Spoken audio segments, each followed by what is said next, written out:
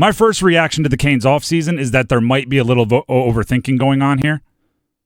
The final step to getting over the hump and getting to the final and achieving all the lofty goals that we all think they should be achieving. Ready? This is where, sometimes a fresh set of eyes can keep it simple. Scoring goals. I mean, does it have to be more complicated than that? They allowed the second fewest goals per game last season. They allowed the fewest goals per game the previous season. I would say your defense is pretty darn good, right? I mean, at a certain point, you just have to kind of look at it and say, I think we've won the game on that side. Like we've beaten the game, right? Like a video game. You've done everything you have to do, especially when you consider there's been a rotating cast of characters on between the pipes, right? And Dennis, I heard you talking about that last week. So what is the big move that they make this offseason so far? Dmitry Orlov? Making your strengths a strength, I guess, is what they're going for. You have a great defense, so reinforce the defense. I think you need to score goals. And I think defense is great, right? And defense wins championships. We know the cliches. You know the cliches. We all know the cliches. But they're 15th in the league in goals scored per game last season. I'm trying to keep this super simple on our first segment. Oh, yeah. You stop the other team from scoring goals, and you're middle of the pack at scoring goals, and you keep knocking on the door of the lofty goals you set as a team. To get through that door, I think it's easier to go from 15th to, say, 7th, 8th, 6th, somewhere along those lines and putting the puck into the back of the net, more so than it is from going from number one to way further into number one on the other side of the ice. And Dennis, I have to give you credit on this one. We were talking about it off air. You brought up the high danger scoring chances. Yeah.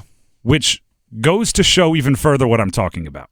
The Canes were second in the league in creating high danger scoring chances, which is an advanced analytic that basically says like good scoring opportunities. Yeah. Yet they're 15th in scoring goals. That tells me you need a guy, right? You need finishers. That's kind of the way to go about it, right? The coach can scheme open, to use a basketball as an analogy, all the open shots in the world. If you don't have a guy that's going to shoot a high percentage, you're just going to have a lot of really good-looking misses.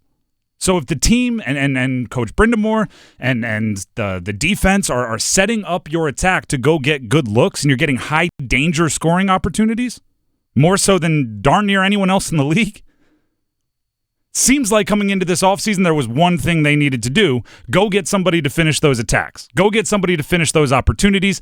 Go get somebody to finish those high-danger scoring chances. Especially when you consider, to look at that same analytic, they were first in allowing the fewest high-danger scoring chances on the other side. I look at it like this, and you're going to get a lot of analogies from me, right? We talked about this being an introduction, the drive with Tim Donnelly. I like to cross-analyze. I like to look at how things apply from this sport to that sport, this part of life to that part of life. It feels very Bills-like to me.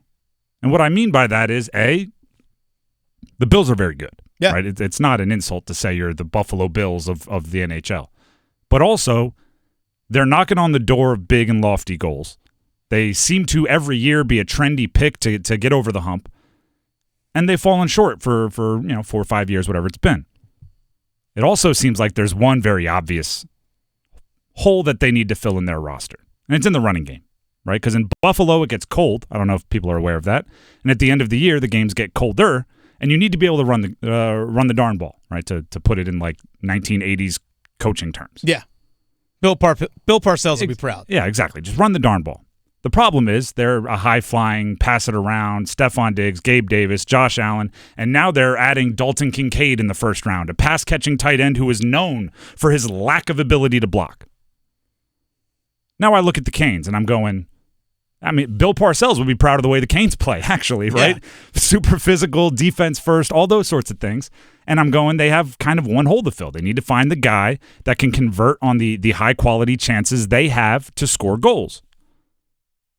Yet they go get Dmitry Orlov as kind of the main piece of their offseason thus far. To me, they have one big goal this offseason, and it's been the same goal. It should have been obvious from the very, very beginning. Get whoever that is. And Michael Bunting might be that guy as a diamond in the rough. But when you only have one goal, I feel like you shouldn't need to find a diamond in the rough. You need to find just the diamond. right? Just sitting out there like in a jewelry store with somebody displaying it to you on like that I don't even know what it's called, that black felt or whatever it is. Yeah. Telling you this is a gorgeous every guy that's ever bought an engagement ring knows that the 3 C's, right? Color, cut, and clarity. Mm-hmm. Carat is involved in that. You learn it a whole bunch, then hopefully you never have to learn it again. Like, it needs to be that obvious. It needs to be handpicked by someone that knows more than you. And that can be the piece that settles it for you. Right now, the main defensive contributors on the main defense for the Canes are Burns, Orlov, Shea, Pesci, Slavin, and Chatfield. Obviously, that's awesome, right? You're not going to find a coach that's like, we have too much on that side of the ice. But at the same time, relax a little. You know what I mean? Like, there's so much, there is such a thing as too much on the defense, especially when your offense is the part that I think you need to improve. Could it be Vladimir Tarasenko? You've been talking a lot about it, Dennis. Maybe. I'm not saying it won't be, but maybe. I'm thinking they should have made a splash. I'm in favor of a bigger splash, and I still think they can do that. Oh, yeah. So I'm going to go ahead and leave it like this. Up till now, I think they started their offseason with a one bullet point to-do list, right? They may have had a longer one 2, 3, 4 years ago, but how nice is it to cross things off a checklist? Feels great, right? They've crossed them all off except for one thing. So I'm going to judge them this offseason on their ability to get that one thing done. If Bunting comes out and he scores a whole bunch of goals, I'll say, wow, they did it, and right under my nose, I didn't even notice. If he doesn't, I'll be saying, told you so. I hope I'm eating crow on that one.